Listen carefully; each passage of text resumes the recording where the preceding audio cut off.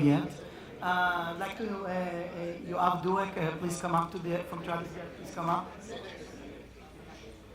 Hello, everybody. To those who don't know me, I'm Noah from Pradisgard, and I'm the ophthalmic device division manager at Pradisgard. I'll mention in few words to have a successful cataract surgery. I'll mention some of the factors. First of all, we need, of course, an excellent surgeon, which we have here. Secondly, the highest quality IOL, which we just presented. But we need also a smooth and an excellent course of surgery. And as we know, we launched ZEPTO for Capsulotomy. And I would like to invite Taoufiq Jellal, who is the VP International from Miosis, who are the manufacturing of ZEPTO. And he will tell you and exhibit to you how you can improve, not only with the high-quality IOLs of Hanita, with your excellent expertise, but also with the ZEPTO.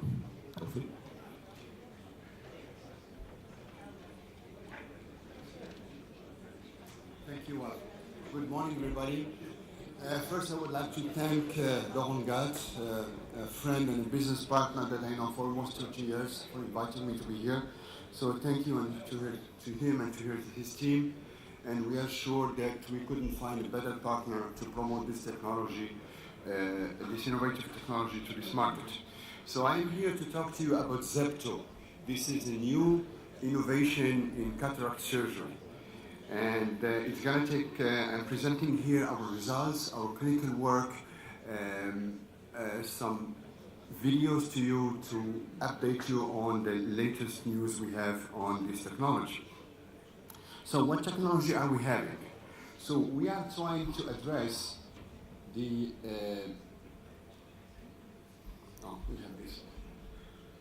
address the issues that you are facing as a surgeon when you do your cataract surgery, especially during the capsulorhexis.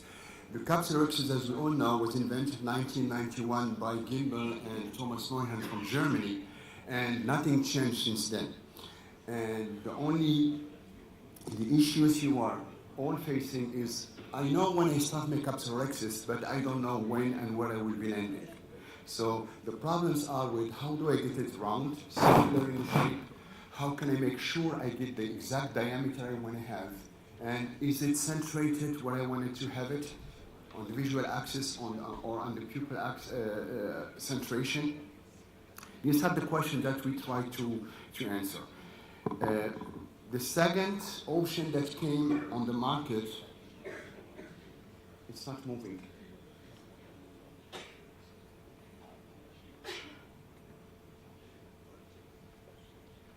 Can I move? Okay, is the femtosecond that first was actually brought to the market for refractive surgery, but found a kind of footprint in the cataract field.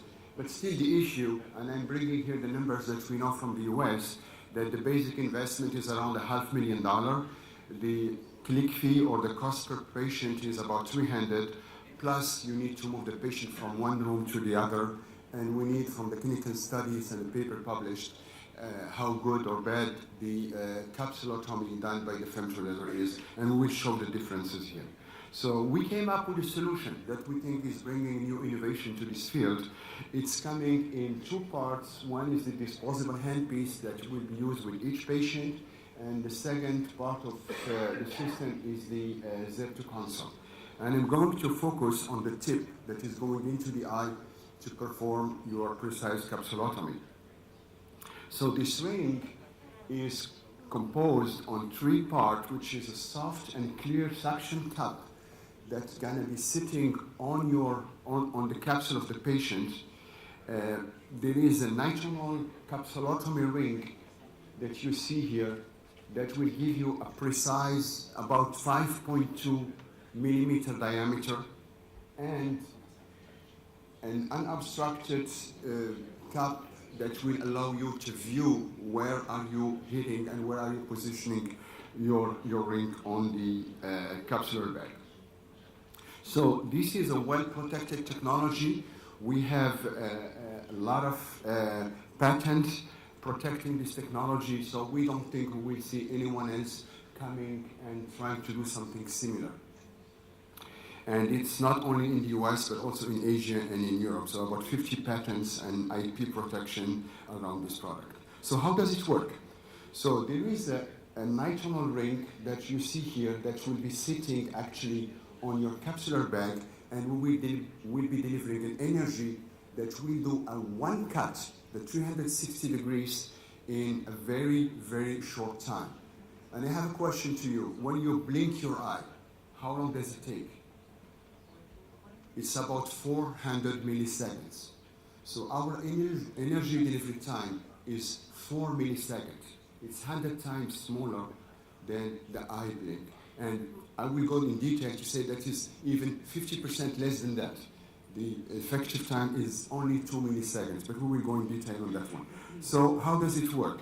Before you go into the eye, you have to retract and elongate your ZEPTO tip, and you insert it through a 2.2 or bigger incision.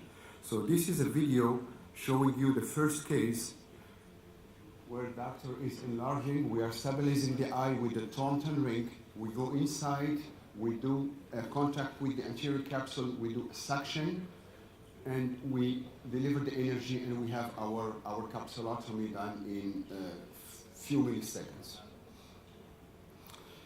And okay, I am showing you here a two-paired human cadaver eye. In one we are doing a normal CCC, and the other one we are doing ZEPTO capsulotomy. And you can see the difference in the stress of the zonular on the CCC side compared to the ZEPTO, and the time you may need for the two procedures. So you see the difference between the two. And you see the zonular stress happening here, while your lens is very stable and it's already done. You see how circular the shape of your capsulotomy on this one, while we're still working on the other one. So I don't want to spend more time on this one. We'll go to the next slide that shows the technology. How does it work? So our ring is sitting, imagine this is your capsular bag. We know that in human, the thickness is about 20 to 25 micron of the thickness of the capsular bag. So we are sitting on the capsular bag to make sure that we have a full contact between the ring and the capsule lens, the lens capsule. We will apply a suction, an aspiration of 456 millimeter of mercury, directly controlled automatically by the console, to make sure we have a full contact between the ring and the capsule.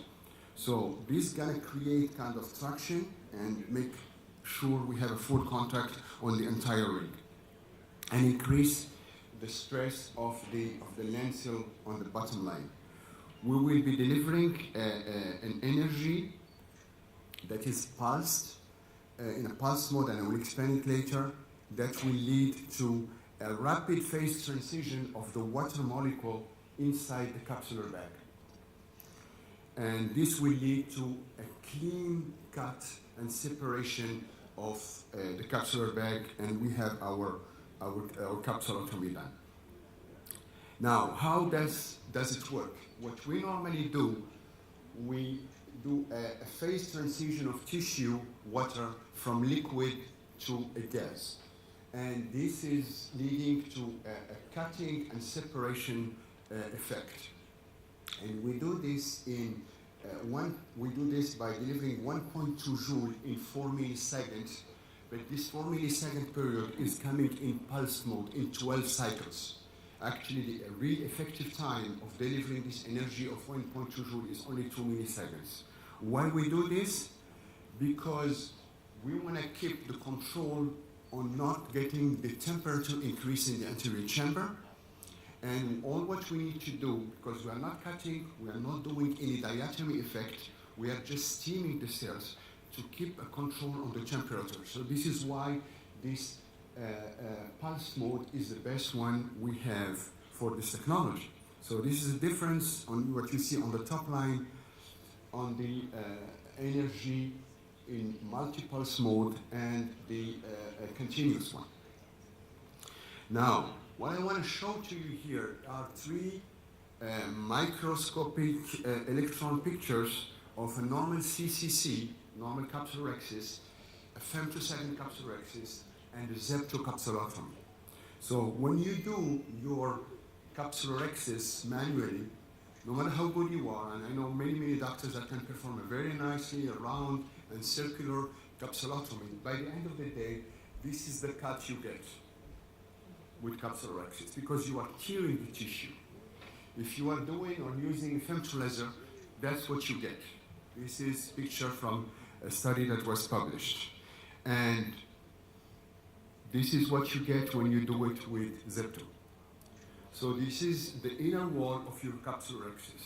This is a very smooth surface and giving you the highest strength on your capsulorhexis that you can stretch, and we will go in detail on this one. So when you put them side by side, if you still have questions, I'm ready to answer them. On the quality of the cut we are providing with this technology compared to the standard CCC or to the femtosecond laser. Now, we did in the laboratory some tests comparing two eyes, one with CCC, one with ZEPTO. How much power do we need before we get it? We get a capsule tear. So it happened at a certain point. So it happened earlier with CCC. With ZEPTO, we still see the resistance much higher. By the end, when we measure the power, we needed 16 millinewton of power to cut the CCC capsulorhexis, and it's 4 times stronger. You need 4 times more power to cut the rhexis by ZEPTO. So all this is in laboratory. How does it work on patients? And I don't want you to do this or to test this on your patient, but this was done by Burkhard Dick in Germany, and he was testing how strong is this ZEPTO capsulorhexis. Look at this.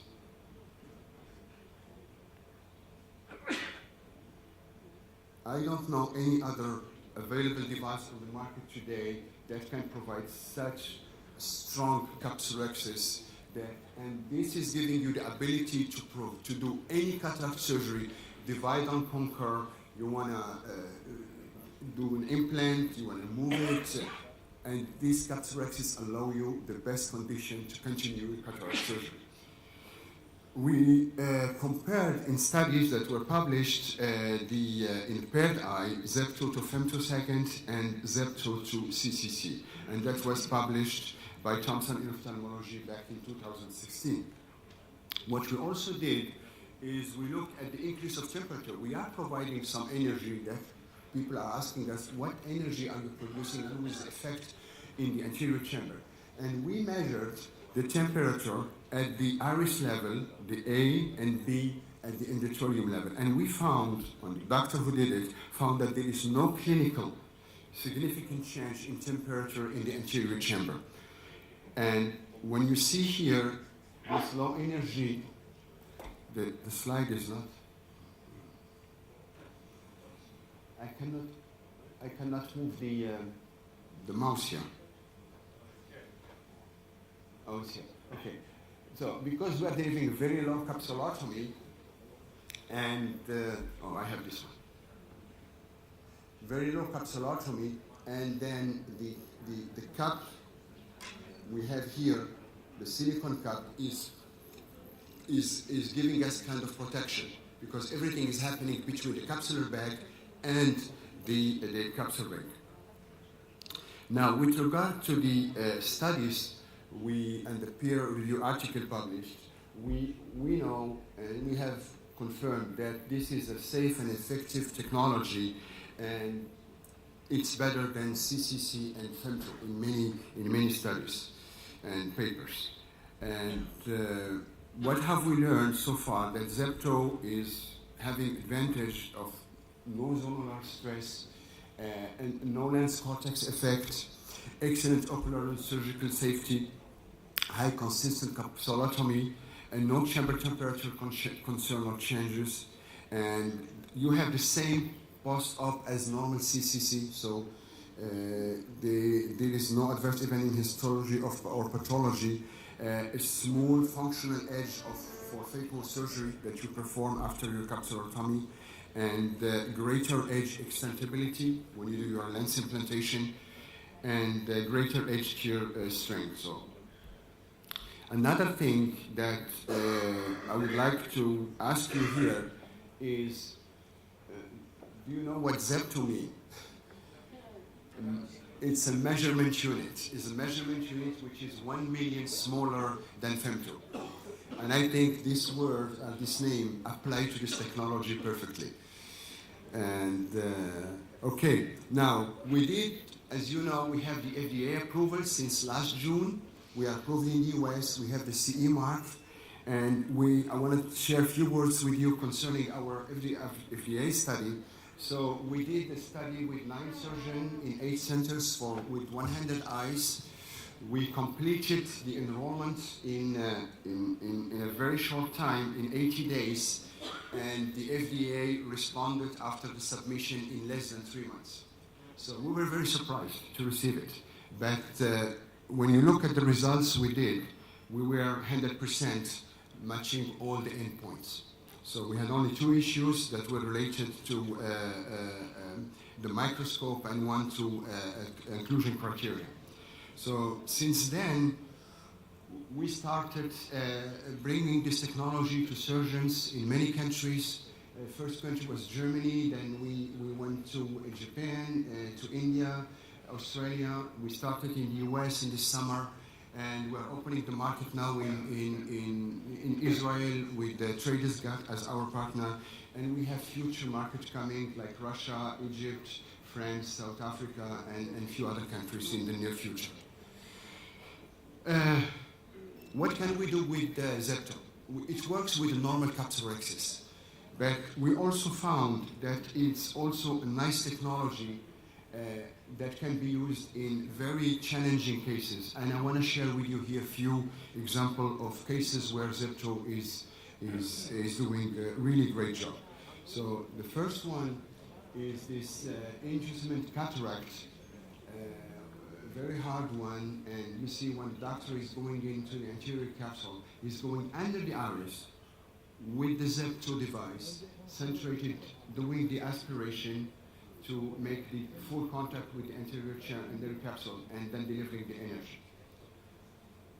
It's happening in a very short time. And you will see the lenticle that the doctor is taking off the eye, and it's really a nice and round one. You have also very good experience if you have a small pupil, like Dr. Chang is showing here. So the device is retracted before we put it into the eye. It's centrated. We perform the suction, and then we deliver the energy. It's a very quick procedure. It takes less than between in and out, somewhere between 20 to 30 seconds altogether.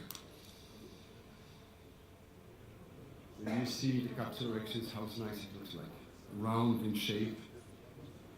So this is a very hard case. If we will do a normal capsulorhexis with these patients, 90% of in the cases you will get an Argentinian flag.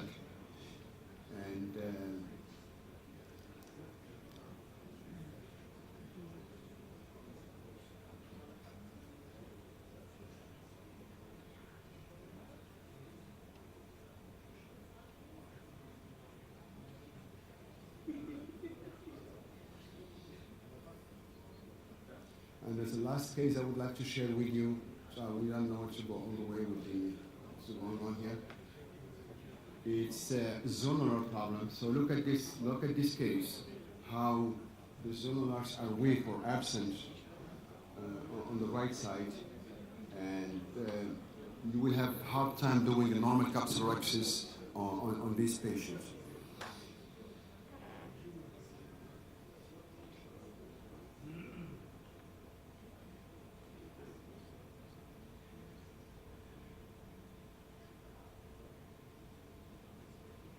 It's highly recommended when you do ZEPTO to have the Thornton ring or any other eye stabilizer device, because that's very important when you go in and you come out. and I have here a few doctors from India. You know, we have more than 120 doctors using ZEPTO in your country. And we started last February.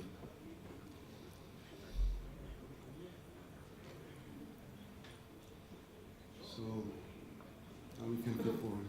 Okay, this is the last case of calcified anterior capsule.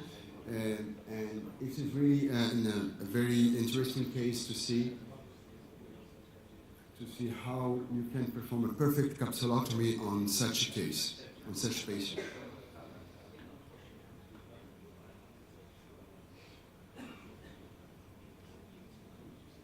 So this is what the doctor is cutting. It's a perfect cut. So there is an important point that I would like to discuss with you today is we do normal capsulotomy on normal patients on special and challenging cases, but we are also able to perform a capsulotomy based on the visual axis of the patient during the operation, during the surgery. This is something unique, and I would like to highlight a few things here. So we know from the studies that there is a difference between the visual axis of the patient and the papillary axis that we normally take as a marker to do our capsulotomy. So what we do normally, this is what we do normally. We have a binocular system with doctor is looking through two binocular with two lights, the patient looking somewhere. And what you normally will do, the doctor will select one eye, will go for the dominant eye, and ask the patient to focus on the light that is coming from that eye. And this is very simple. So what we do, we ask the patient to look at the right eye, at the right light or the left eye from the microscope, and we will have the patient and the doctor focusing on the same axis. And this is what we call the Purkinje image. So when the doctor and the patient are on the same axis, I can easily bring my ZEPTO on the P1 and centrate it on that axis where the patient and the doctors are looking at the same time. And that will allow me to create a capsulotomy that is now my reference marker here. Okay, and align the IOL on this ZEPTO capsulotomy. And I'm going to show you a video that is where the doctor, this was done by Dr. Thompson in the US. So you have the two lights from the microscope. We are inserting our ZEPTO in the anterior chamber, pulling it back to the neck of the ring, and then focusing on the left eye, on the left light. And then the centration will be on that visual axis of the patient. So we do our suction. We deliver the energy.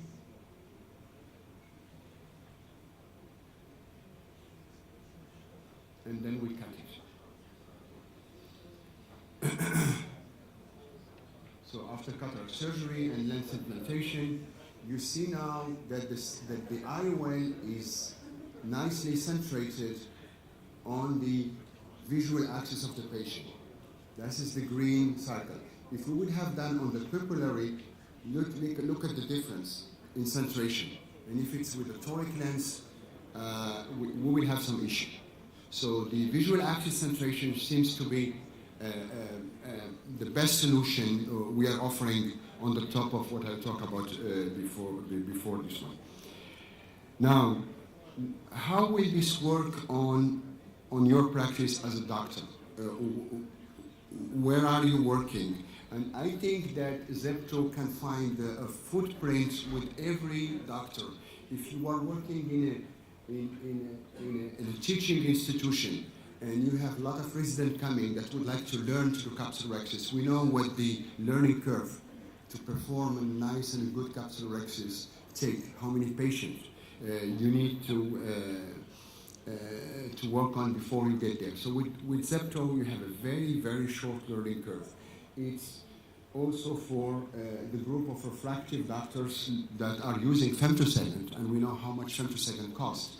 This is an alternative to this technology, and it's not only clinically better, but I think from the economic point of view, we have some advantages. And if you want to establish practice, you want to move forward and start offering premium IOLs to your customers, this is the pathway to go. And we will be soon coming with a pediatric version of the ZEPTO. We know that the babies are having much thinner, more elastic capsule, so we need another device with another parameters.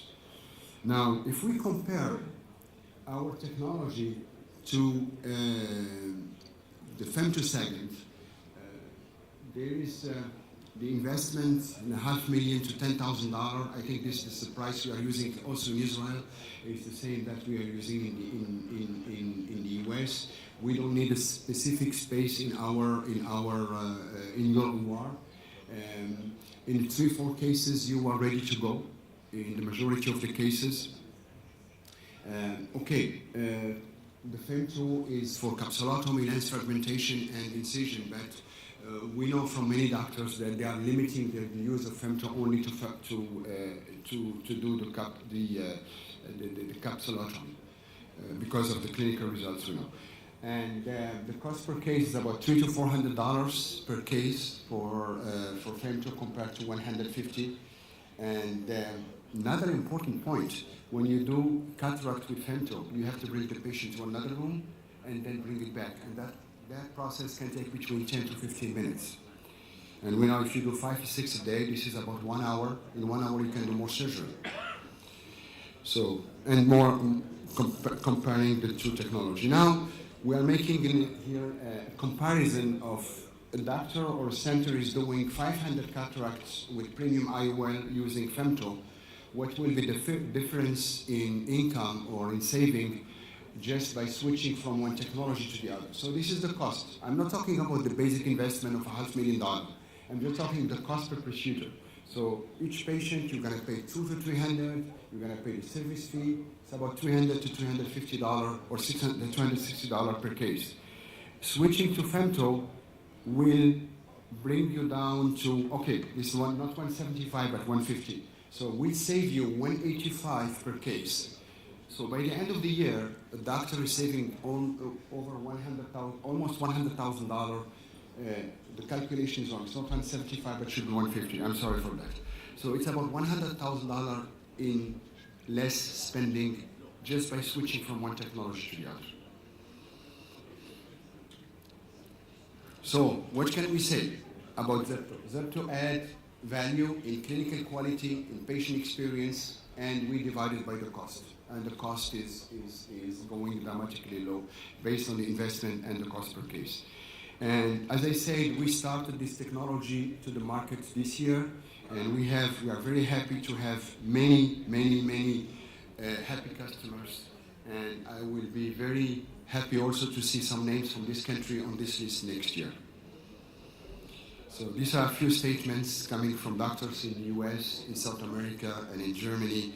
And last but not least, I would like to highlight what Richard Lundstrom is saying. Given the choice, I will use ZEPTO on every patient.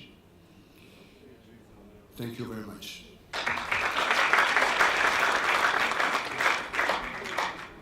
Any questions?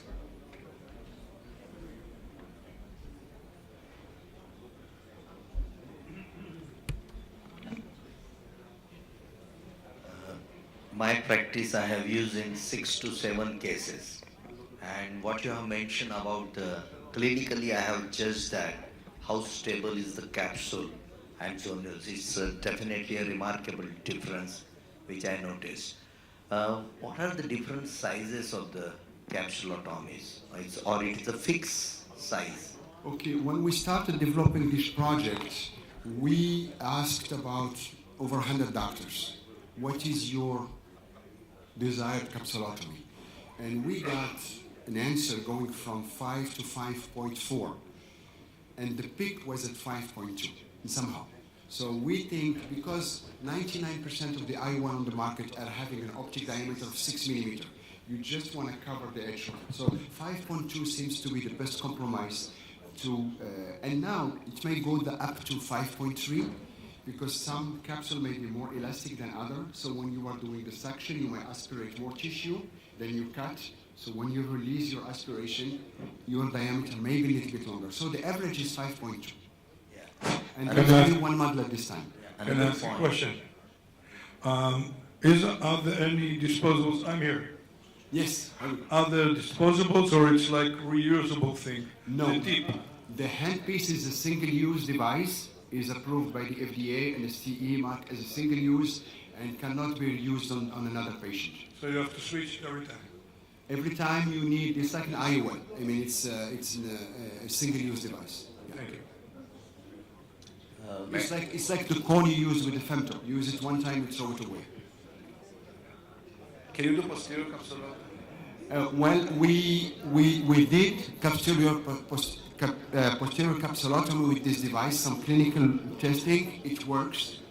The only thing we found that this device, in his actual device design, is not made for the posterior capsule because we have to go about 3 to 4 millimeter and we have to work on the shape of the neck to go.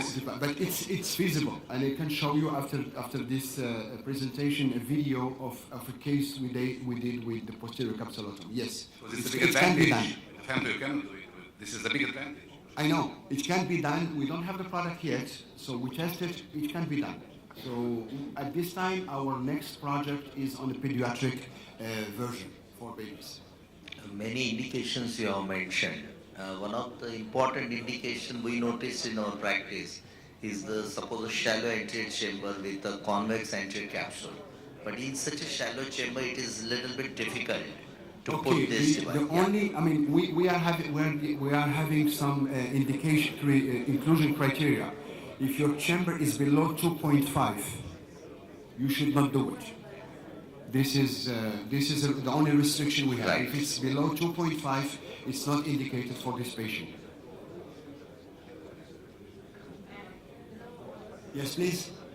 You showed a very nice video with, in a case with some weakness of the zonules. Is there any evidence on the effect on zonules, like in pseudoexfoliation patients? What happens to the zonules from the vacuum applied? When we do the vacuum, when we do the aspiration, we are actually touching the capsule bag and we are just making a full contact aspiration. We are not pulling. We are just making a solid contact between our device and the anterior capsule. So we are not attracting. We are just creating a full and a strong contact in order for the nitinol ring to sit completely on the anterior capsule. So we don't stress the zonular. There is a horizontal effect, not only not a vertical one, a horizontal effect, isn't there? We have not. I showed you the video, the first one, CCC compared to femto, to ZEPTO, and we didn't see any traction. I understand what you mean. But we have the silicone ring sitting on the capsule, and we are just sucking the central part of it.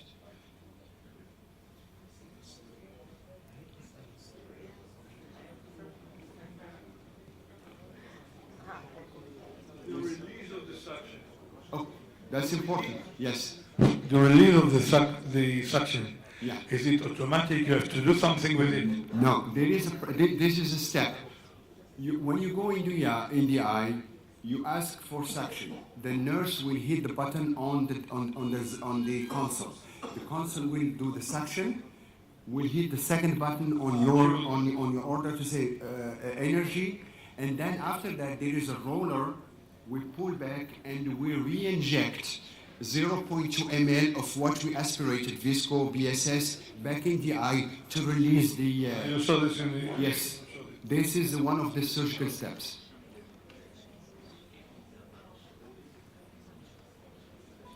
There is a question here?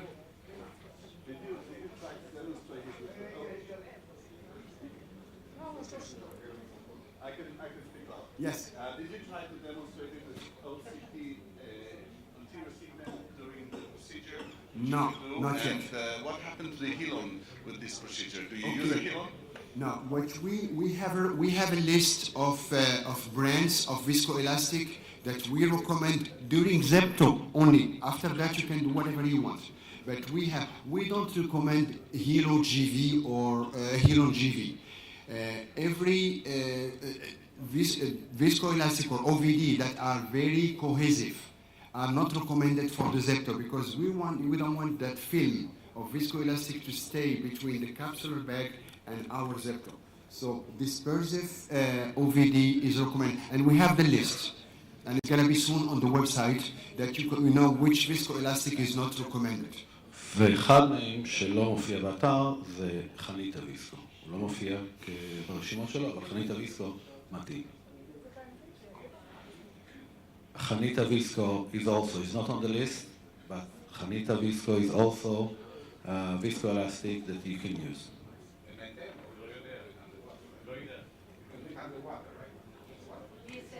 Yeah, you do like you will do your normal capsular access.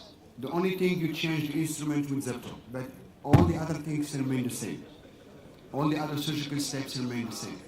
You just replace the instrument.